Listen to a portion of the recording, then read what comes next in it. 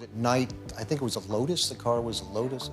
And first, I'm going to start by saying, as good Georgians, let's... In 1990, Pretty Woman became a massive hit, turning Julia Roberts into a household name and giving Richard Gere one of the most iconic roles of his career. On screen, the chemistry between the two stars was undeniable. Fans believed the sparks they saw in the film had to be real. But behind the scenes, things were very different. Now, at 75, Richard Gere is opening up about what really happened during filming. While he has always been polite when talking about the movie, he recently admitted something about Julia Roberts that no one expected. What did Richard Gere say? Join us as we get into the details. Who was Richard Gere before the fame? Richard Gere's career didn't happen overnight. It was the result of hard work, growth, and more than a few unexpected turns. Born on August 31, 1949 in Philadelphia, Gere was raised in Syracuse, New York, in a modest, close-knit Methodist family. His father, Homer, worked in insurance, but once dreamed of being a minister. His mother, Doris, was a homemaker. Both came from American roots. Gere is descended from several Mayflower passengers, including John Billington and William Brewster. Growing up, Gere wasn't focused on acting. At North Syracuse Central High School, he was a star athlete and a skilled trumpet player. He earned a gymnastics scholarship to the University of Massachusetts Amherst, where he studied philosophy. But after 2 years, he dropped out, feeling the pull of something else. Performance. Gere got his start on stage. In 1969, he performed in Rosencrantz and Guildenstern Are Dead, and later starred in Soon, a rock musical that didn't last long on Broadway. In 1973, he joined the London cast of Grease, long before it became a film. A major moment came in 1979 when he played a gay Holocaust victim in the stage production of Bent, a bold role that earned him recognition and a Theatre World Award. By the mid-1970s, Gere started appearing in films. Though he was replaced in The Lords of Flatbush after clashing with Sylvester Stallone, it didn't slow him down. He landed a key part in Looking for Mr. Goodbar, 1977, then shined in Terrence Malick's Days of Heaven, 1978. But it was American Gigolo, 1980, that made him a star. The film's mix of style and vulnerability defined Gere's screen presence, and women everywhere took notice. An Officer and a Gentleman, 1982, pushed Gere further into stardom. The movie was a box office smash and earned him his first Golden Globe nomination. Through the rest of the 1980s, Gere's films had ups and downs, but he stayed busy, waiting for the next big moment. That moment came in 1990, twice. First, with the gritty police thriller Internal Affairs, and then with Pretty Woman, where he starred opposite Julia Roberts. The movie became a classic, and Gere was once again a Golden Globe nominee. He and Roberts would later reunite in Runaway Bride, 1999, proving their box office power was still strong. During the 1990s, Gere took on a wide range of roles, from the romantic Summersby to the legal drama Primal Fear. He even played an Irish ex-IRA fighter in The Jackal, adopting an Irish accent for the part. He wasn't afraid to take risks, and it paid off. By the early 2000s, Gere was at the top of his game. He starred in 3 major films in 2002 alone: The Mothman Prophecies, Unfaithful, and Chicago. The latter won Best Picture at the Oscars, and Gere finally took home a Golden Globe for his performance. That same year, he was also named People magazine's Sexiest Man Alive. From philosophy student to Broadway actor to Hollywood heartthrob, he's remained both unpredictable and unforgettable. And while fans know him for the charm he brings to the screen, it's his range and determination that people love the most. While Richard Gere was becoming a big name in Hollywood, Julia Roberts was also starting to find her place. Julia Roberts' tough childhood. Julia Roberts was born on October 28, 1967, in Smyrna, Georgia, just outside Atlanta. Her parents, Betty Lou and Walter Roberts, were both actors and teachers. Julia comes from a mix of English, Irish, Scottish, Welsh, German, and Swedish backgrounds. Her family was religious. Her father was a Baptist and her mother was Catholic. And Julia was raised Catholic. She has an older brother, Eric Roberts, who is also an actor, as well as an older sister, Lisa, and a niece, Emma, who followed the family tradition and became an actress too. Julia also had a younger half-sister, Nancy Moats. Her parents met while performing in plays for the U.S. Armed Forces and later started a theater school in Atlanta. They even taught acting to Yolanda King, the daughter of Martin Luther King Jr. Because the Roberts family didn't have much money at the time, Coretta Scott King paid the hospital bill when Julia was born. It was a small act of kindness that meant a lot. Julia's parents divorced in 1972 when she was 5. That same year, her mother married a man named Michael Moats, whom Julia didn't get along with. He was often unemployed and abusive, and Julia later said her mother's marriage to him was a huge mistake. The couple had a daughter, Nancy, who sadly died in 2014. Julia's father passed away from cancer when she was just 10 years old. As a child, Julia didn't dream of being an actress. In fact, she wanted to be a veterinarian, but life had other plans. She played the clarinet in her school band and went to public schools in her hometown. But after graduating from Campbell High School, she moved to New York City to try acting.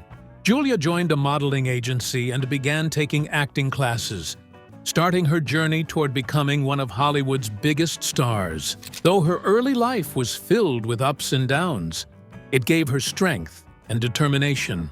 The challenges she faced at home helped shape the passion and emotion she brings to her roles. Julia Roberts didn't just become famous, she earned her place one step at a time. Julia's career. Julia Roberts got her start on television in 1987, playing a young rape survivor in an episode of Crime Story. A year later, she made her film debut in the movie Satisfaction, 1988, where she played a band member alongside Liam Neeson and Justine Bateman. Around the same time, she filmed a very small role in Blood Red with her brother, Eric Roberts. But that movie didn't come out until 1989. And she only had 2 words of dialogue. That same year, she also appeared in an episode of Miami Vice. Her first real breakthrough came with the indie romantic comedy Mystic Pizza, 1988, where she played a Portuguese-American teenager working in a pizza shop. Audiences and critics took notice. Famed critic Roger Ebert praised her beauty and energy, saying she stood out and hinting that the film would be remembered for launching future stars. Then came Steel Magnolias, 1989, a movie based on the stage play. Roberts starred as a young woman with diabetes, acting alongside big names like Sally Field, Dolly Parton, and Shirley MacLaine. Though it was a major step up for her, the experience wasn't easy. The director, Herbert Ross, was known to be harsh, especially with Julia. Co-star Sally Field later said he was particularly tough on her during filming. Still, Roberts shined in the role and earned her first major awards: a Golden Globe for Best Supporting Actress and her first Oscar nomination in the same category. But it was Pretty Woman, 1990, that turned Julia Roberts into a star. She played Vivian, a strong and charming sex worker who falls in love with a wealthy businessman, played by Richard Gere. Many big actresses had passed on the part before Julia got it. Actresses like Meg Ryan, Molly Ringwald, and Michelle Pfeiffer passed on the role. Roberts earned $300,000 for the role, which brought her a second Golden Globe and another Oscar nomination, this time for Best Actress. Pretty Woman broke records for romantic comedies, pulling in over $463 million worldwide. It also gave the world one of the most iconic fashion moments in movie history. The red dress Roberts wore in the film is still talked about today. The success of the film didn't just make Roberts a household name. It launched her into movie stardom for good. Now to the question everyone's mind. How did Julia Roberts land the role? Pretty Woman wasn't always meant to be the light-hearted romantic comedy we know today. In fact, it started out as a dark and gritty drama with a much grittier ending. Julia Roberts originally landed the lead role when the film was still titled 3000, a reference to the amount of money her character, Vivian Ward, was paid for a week of companionship. But just 3 days after getting the part, everything fell apart. The production company behind the movie, Vestron Pictures, suddenly shut down. This small movie company folded over the weekend, and by Monday, I didn't have a job, Roberts said in a 2019 interview with Patricia Arquette. At the time, Arquette had also auditioned for the role, describing the original script as a gritty art movie with a sad, serious ending. It was a far cry from the fairy tale story that would eventually play out on screen. Soon after, Disney bought the rights to the script, and director Gary Marshall came on board.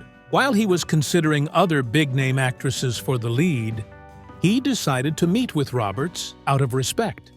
After all, she'd already been cast once. Because he's a great human being, he felt it would only be fair to meet me, Roberts explained. That meeting changed everything. Marshall was won over by Roberts, and the film was completely reworked to suit her strengths. Gone was the dark tone.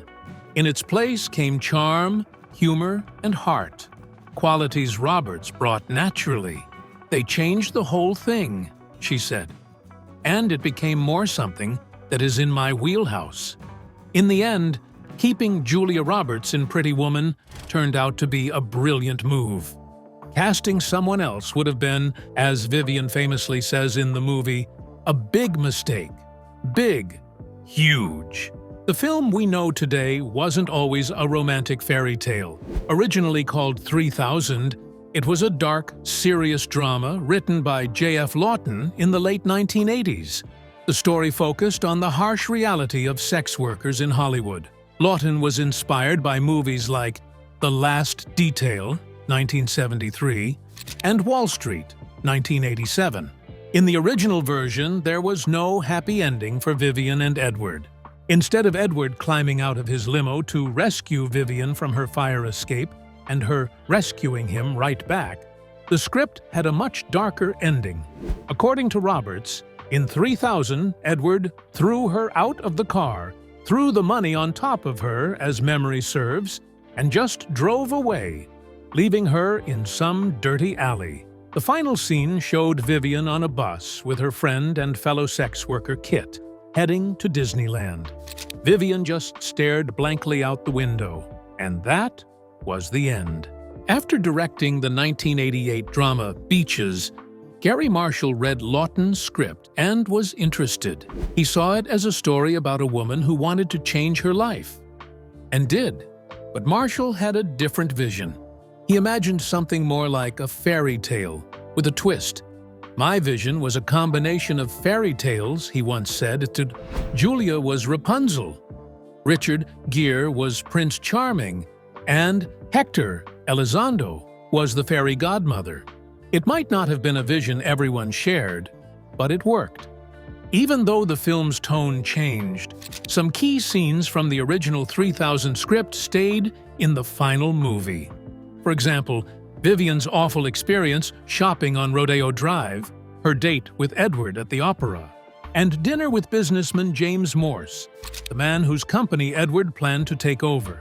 Lawton believed the studio wanted a happy ending because of the chemistry between Roberts and Gere. He said they had also auditioned actors like Al Pacino and Michelle Pfeiffer. It would definitely have been a different movie if it had been Al Pacino and Michelle Pfeiffer, he told Vanity Fair. It might have been closer to the original script and maybe not have had a happy ending, but the chemistry between Julia and Gere, it's clear on the screen. It was clear in the auditions. You really can't imagine it ending any other way. They just lit up when they were together. So how did Richard Gere join the movie? We'll believe it or not, Julia Roberts played a huge part in getting Richard Gere to sign on for Pretty Woman. Gere remembers the moment when Gary Marshall, the director, brought Julia to his New York apartment to talk things over, leaving them alone. "To be honest, I didn't know if I was doing this movie yet," Gere recalled during a 2015 Today Show reunion with the cast. Well, you know, we had a premiere, was it last night? 2 nights ago. We're across the desk, getting to know each other, being flirty. Then Gary calls and asks, "How's it going?" I'm like, yeah. And Julia takes a Post-it, turns it around and pushes it to me. It said, "Please say yes." It was so sweet. So, I said, "I just said yes." Marshall later agreed with screenwriter J.F. Lawton's belief that the two actors had undeniable chemistry. "The chemistry between Julia and Richard was perfect," he said. "They brought such a charm that I didn't think the audience would want a dark ending. And honestly, I'm from the school of happy endings." The result? Pretty Woman went on to become one of the most iconic romantic comedies in movie history. Roberts received a 1991 Academy Award nomination for Best Actress and also won a Golden Globe that year. Looking back, she admitted, "I had no business being in a movie like that. I couldn't have done it then. I couldn't do it now. Thank God it fell apart," referring to the original, much darker version of the script. It's clear that everything fell into place when the darker version was scrapped in favor of the heartwarming tale that audiences fell in love with. The chemistry between Roberts and Gere, along with Marshall's fairy tale vision, transformed what could have been a bleak story into a timeless romantic classic. What did Richard Gere say about Julia Roberts? Richard Gere recently looked back on his unforgettable on-screen chemistry with Julia Roberts, and did it with a bit of humor. Speaking at a masterclass during the 81st Venice Film Festival on Sunday, Sept 1, the 75-year-old actor playfully joked about their dynamic in the 1990 hit Pretty Woman. While watching the iconic scene where his character, Edward, undresses Vivian, played by Roberts, at the piano, Gere quipped, "I mean, no chemistry." The room laughed as he continued, "This actor and this actress obviously had no chemistry between them." He paused, smiling. "I haven't seen that in a long time. That's a sexy scene." Even though fans still adore their on-screen romance decades later, Gere had a more critical take on his character. He admitted he felt Edward was criminally underwritten. In his words, "It was basically a suit and a good haircut." Still, despite his modest take on the role, Gere acknowledged how massive the movie became. "This is a movie, a very small movie with a wonderful director named Gary Marshall," he told the audience. "But we were having fun making this little tiny movie. We didn't know if anyone would ever see this little tiny movie. No one would ever pay attention to this little tiny movie." One of the film's steamiest scenes, Edward and Vivian at the piano, wasn't even in the script. Gere shared that it was improvised on set and based on his real life. "Gary said to me, 'What do you do late at night in a hotel?' And I said, 'Well, I'm usually jet-lagged.'" Gere explained that he'd often find a piano in the hotel's ballroom or bar and play. "So we just basically improvised this scene," he recalled, "and I just started playing something moody that was this character's interior life. It was a small moment born out of late-night habits. But like much of Pretty Woman, it became a piece of movie magic that fans would remember forever." Has Julia Roberts had issues with co-stars before? Julia Roberts may have become America's sweetheart on screen, but behind the scenes, especially early in her career, things weren't always so sweet. She earned a bit of a reputation for being difficult to work with, surprising many who admired her. One of the most talked-about moments came during the filming of Hook in 1991, where Roberts played the fairy Tinkerbell. Rumors swirled that crew members had nicknamed her Tinkerhell due to tensions on set. When asked about the nickname in an interview with Entertainment Weekly that same year, Roberts claimed she had never heard it, but she didn't exactly deny the rumors either. "But I'm a normal person," she said. "I mean, if I sit in my trailer for 6 hours doing nothing, I'm going to say, 'What the fuck is going on?'" Even director Steven Spielberg, who led Hook, didn't shy away from the topic. In a 60 Minutes interview, he admitted, "It was not a great time for Julia and me to be working together." When asked if he'd ever team up with her again, he answered with a smirk, "This is a 60 Minutes question, isn't it?" Roberts later reacted to the interview with shock, telling Vanity Fair, "I saw that, and my eyes popped out of my head. I couldn't believe that this person that I knew and trusted was actually hesitating to come to my defense." And the bumps in the road didn't stop there. In 1994, she openly admitted that she didn't get along with her I Love Trouble co-star, Nick Nolte. Over the years, whispers have circulated that she's clashed with other big names too, including Hugh Grant and even Meryl Streep. In a more recent interview with the British Vogue, Roberts sat down with Notting Hill director Richard Curtis, who revealed something unexpected. He had been scared of her when they first met. Julia Roberts once admitted that, early in her career, she made a deliberate choice not to get too friendly on movie sets. That revelation came during a recent conversation with Notting Hill director Richard Curtis for British Vogue. Roberts had told Curtis, "We have better, more fun conversations now than we had 25 years ago." To that, Curtis responded with a surprising confession. "I was scared of you then. Do you remember what you said to me on the final week of Notting Hill?" She didn't, but Curtis reminded her, "You said you have to be careful in movies, careful you're not too friendly." When she asked why she might have said that, Curtis explained, "Because you said someone will always slightly take advantage of it. That someone will always suddenly ask you to meet their mom and come to dinner and everything." Curtis understood it as a way for Roberts to protect herself. "You just felt you had to focus on your job," he said. He then asked if she still feels the need to hold back. Roberts admitted that it's tricky.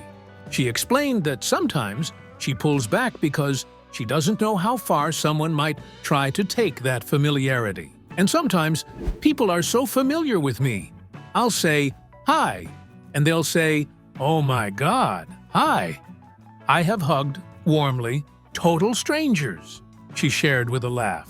Elsewhere in the interview, Roberts got honest about how her personality can sometimes be misunderstood.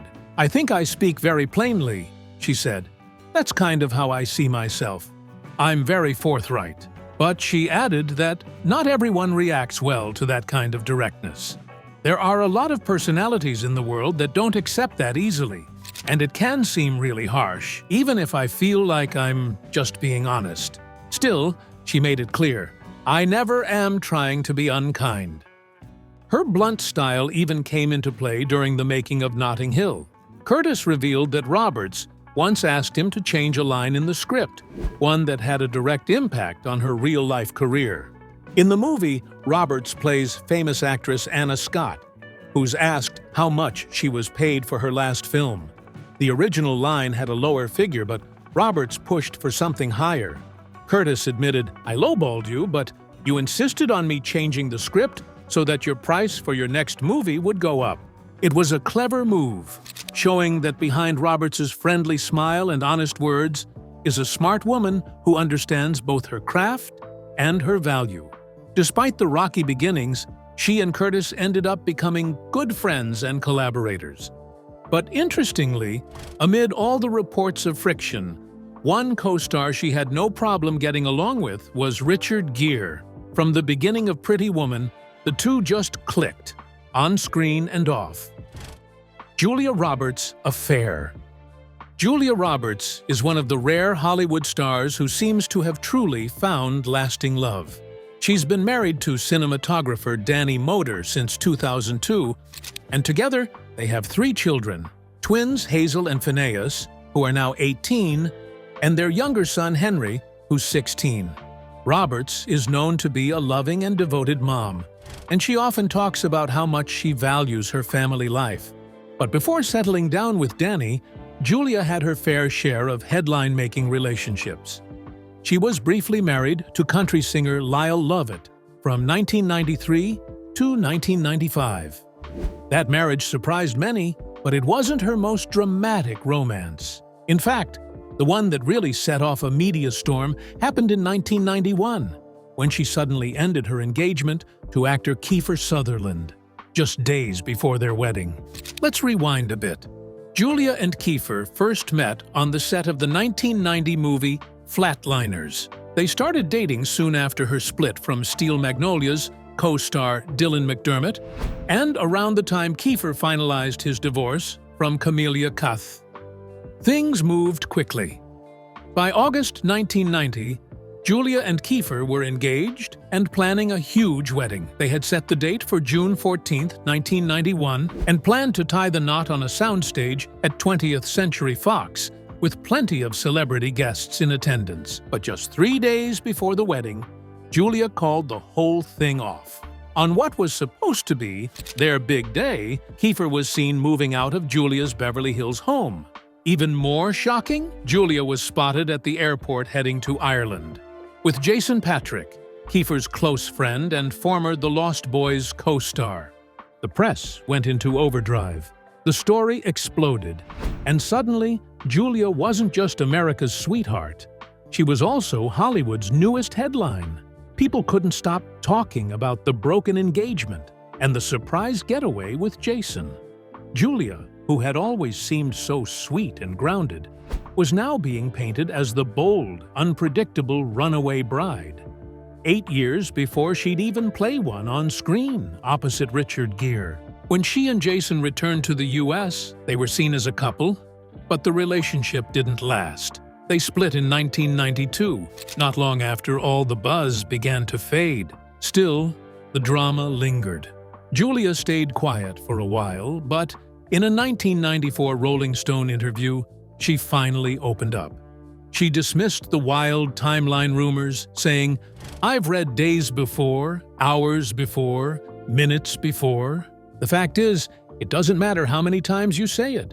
He wasn't waiting at the altar. It wasn't the day before. Somebody else didn't tell him. He didn't see it on TV. People don't want to know." After that, things stayed quiet for years. No public feuds, no trash talking. Time did its work. In 2011, Jason and Kefir even reunited on stage for a Broadway revival of that championship season. When asked about the long-past drama in an interview with The Vulture, Jason set the record straight. "All that stuff is made up. They had a relationship that ended, and I was with her for a little while, and it ended. They've both been subsequently married several times, and I think they're fine. But we never had any issue, even back then." By 2021, the two were even laughing about it. On the podcast Inside of You with Michael Rosenbaum, when the host brought up the old Ireland story, Jason kept it casual, and Kefir leaned into the joke with a quiet whisper, "Ireland." But then, with sincerity, he added, "You fall in love. You fall in love. There's nothing you can do about that. She's an extraordinary person, and he is too. And everybody moves on." Looking back, there's no bitterness, only respect. In a 2016 People interview, Kefir even praised Julia's decision to call off the wedding. He called it an act of courage. "She was arguably the most famous woman in the world," he said, reflecting on the whirlwind success of Pretty Woman, which had turned Julia into a global star almost overnight. And this wedding, that was supposed to be something between the two of us, became something so big. He admitted the pressure was immense and that Julia had done something brave by walking away when she realized it wasn't what she truly wanted. I think she had courage. It wasn't what she wanted to do in the end. And I think it took a lot of courage, in amongst all of that other stuff, to be able to say, "I can't do this." Time has healed the old wounds, and all three have moved on with their lives. Kefir went on to marry Kelly Wynn in 1996, though they later divorced in 2004. Since 2014, He's been in a long-term relationship with fiancée Cindy Vela. Jason Patrick, meanwhile, had a long on-and-off relationship with Danielle Schreiber between 2002 and 2012, and they share a son together. And Julia, well, she finally found the calm she was looking for in cinematographer Danny Moder. They married in 2002 and are still going strong, raising 3 kids and keeping their life largely out of the spotlight. Have you seen Pretty Woman? If you have, did you enjoy watching it? Share your thoughts in the comments below. Remember to like, share, and subscribe for more. Also, click the following video shown on your screen. You will enjoy it.